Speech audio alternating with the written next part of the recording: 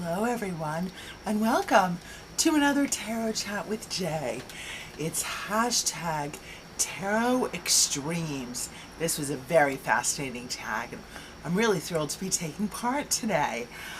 So, paradox, a most delightful paradox. We start with my minimalist deck versus my most maximalist deck. Minimalist deck is Everyday Tarot. Some cards I've chosen are Justice. We have the Upright Sword and the Balance, the Limited Color Palette, and the Clarity of Message. Here for the Ten of Pentacles, the Tens are in the little arc. We see into the future. We see the legacy of the tree. We see the elderly, the mid, and the young, and the dog. So we have the whole family there, and it's clearly depicted, the iconography that we're used to.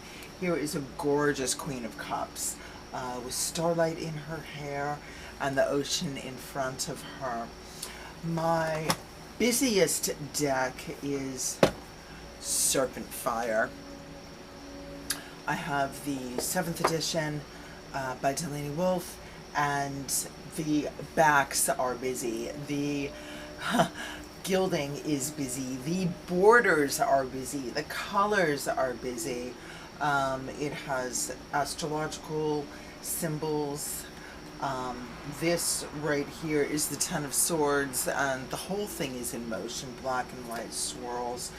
Here we have the Three of Wands, and it shows the chakra points of the body, but it's just all the colors all at once in one card. And even if it's not depicted like that, sometimes time and space seem to move. This gorgeous Page of Wands. The page is up above the cloud line, working magic in the sky, but here's the universe, here's the cloud line, here's the sunset, here's the city. You get very exponential very quickly with this deck. Next we move on to number 2, day, time, and night time. Now, I don't know about you, but my days are a little busy. Up at 6 a.m. and getting the school kid to school, so we do not have a lot of time in the morning to throw down tarot. If I do, it's 22 cards and it's Fantasy Oracle. This is just sort of a great way with the family to just quickly throw one card for the tenor of the day. And additionally, the cards are very light. They have a lot. This is summer in the cards. Here's a little fairy on top of a beautiful Siamese cat. There's sunlight in the back. Here we are nose to nose with an orb of light once again in the back. Cuddling. Take a minute, even in the daytime, even in your busy 6 a.m. schedule, to cuddle the cat. So it's a nice, quick, simple morning message that I definitely don't need to translate or delve deep or journal in any way. I could just speed on with my day. I think a very interesting nighttime deck is Tarot of the Divine. This is based on fairy tales. What a lovely way to drift off to sleep, thinking about tarot, thinking about the Fool as the Little Mermaid, and how that story changes that card in terms of faith and leap and sacrifice. Here we have the Hermit as the white heart, and I think that's a very nice way to tie the sort of druidic and Celtic themes into that solitude and that knowledge. Little Miss Baba Yaga to go to sleep too. The King of Coins as the World Turtle, the turtle that carries the universe on his back. It's such a big, lovely fairy tale way to describe the world and our understanding of it, to drift off to sleep to. Scheherazade and 1001 Tales as the High Priestess. I just think that's brilliant. Love it.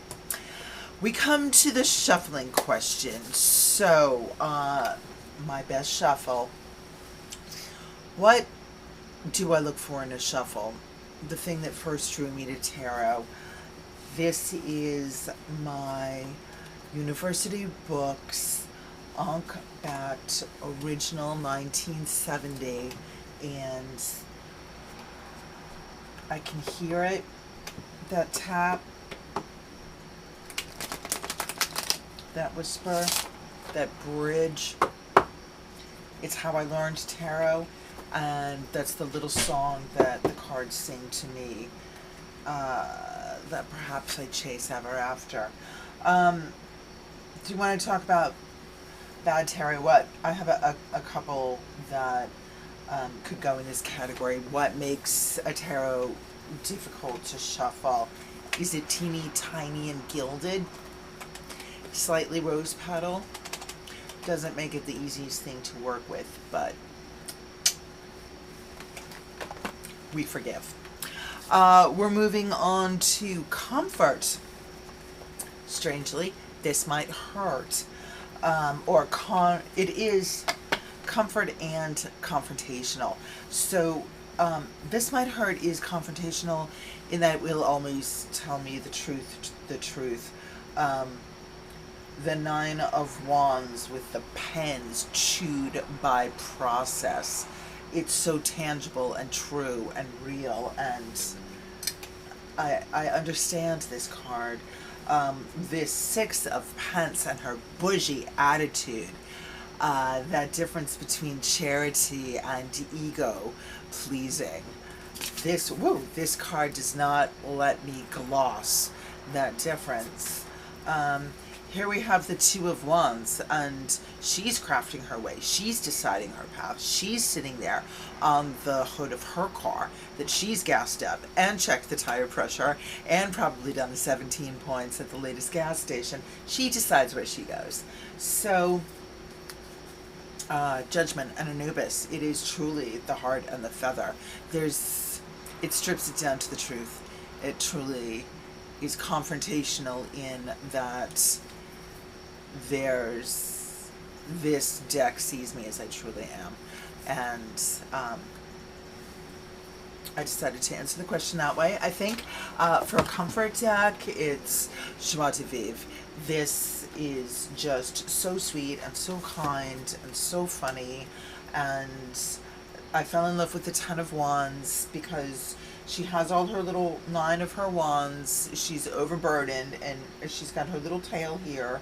She's got 8 wands. She's got number 9 in her tail, and there's 10 on the ground. And she's like, oh no! I can hear that little voice, and it's just absolutely adorable, even in a difficult card. Same thing with the 7 of Wands. This is our strange little friend on the hill going, sing your song, wear your weird little clothes, dance your little dance, wear your funny little hat. The villagers may be gathering below with pitchfork and fire, but I say go for it. We're going to have a party until they arrive. Woo-woo! I think it's fabulous. Temperance is alchemy with fire and water and mercury and flame and red hair and blue. She's just so funny and adorable, and strength is a key card for me, and this is just a darling little fae on a tangly branch tree with a winged lion, and his little painted claw paws are all tucked on point, and it's just so sweet. So that deck always gives me comfort, always brings me joy.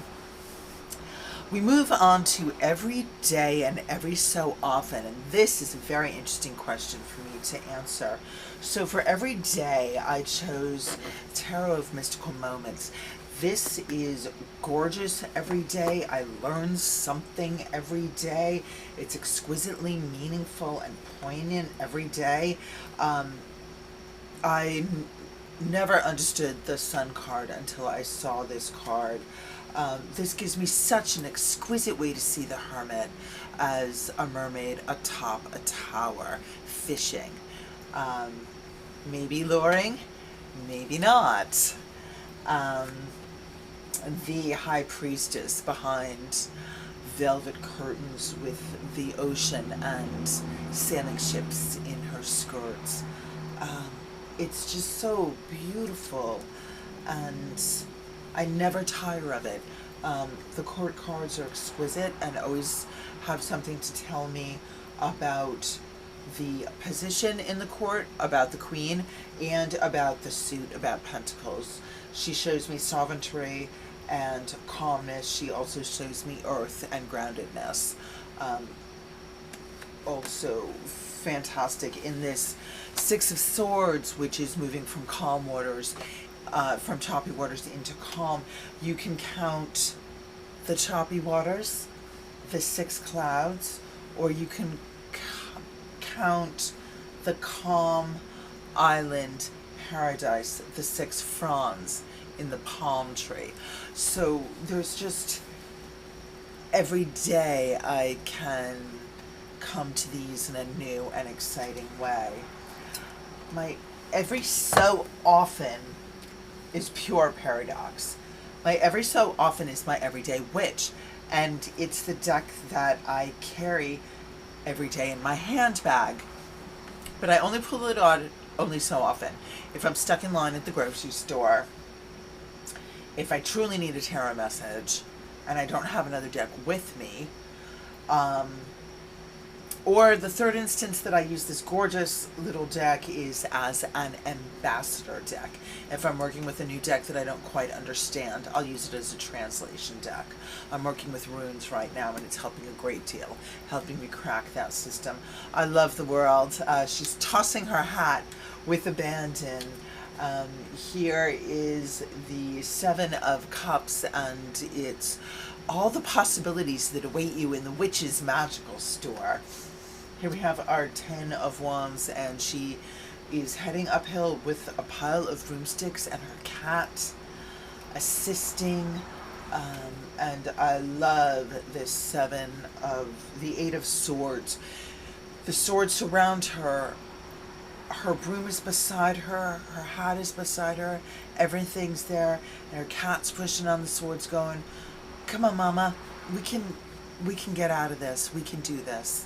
You got this." So every so often, I need to hear that message as well. We're moving on, my friends. We're talking about over and under. This is overrated and underrated.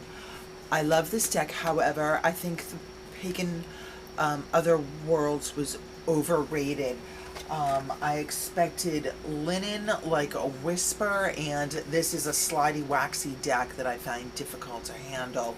I expected cards that would transport me to new meanings, and this is the Five of Wands, and they kind of lean against each other, and maybe there are some tents in the back indicating war, but it doesn't quite unlock the mystery of the hard cards like I thought it would for me.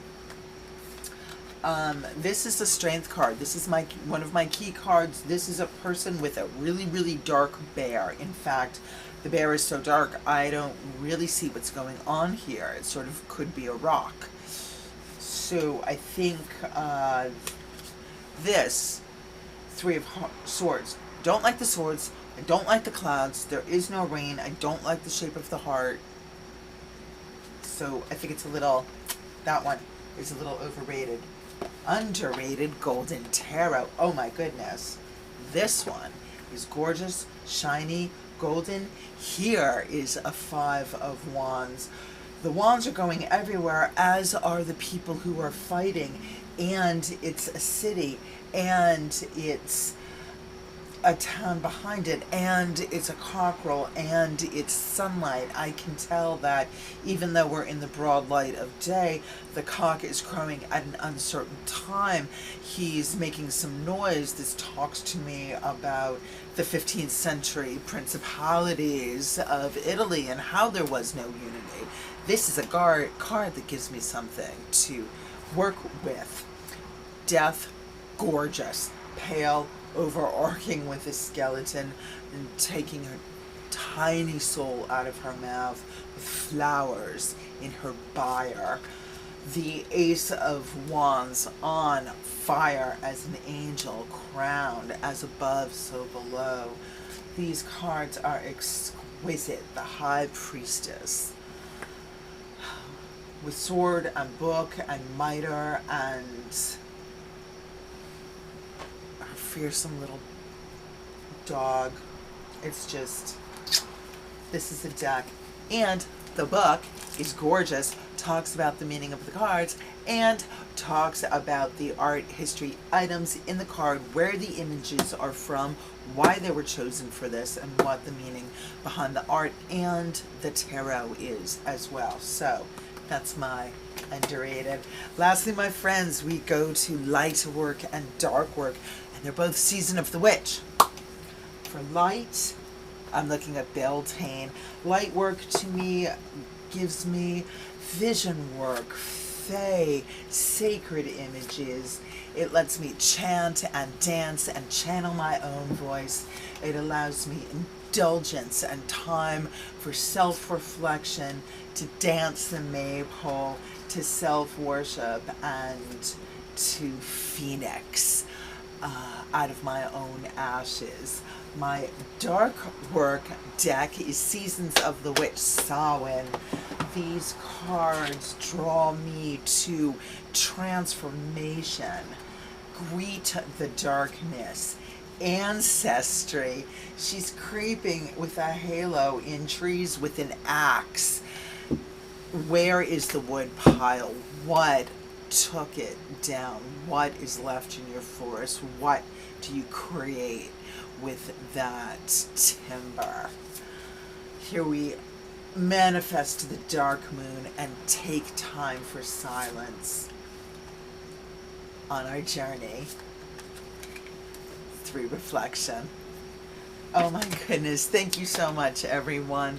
It's been another Tarot Chat with Jay. Of course, please do feel free to like, absolutely comment, and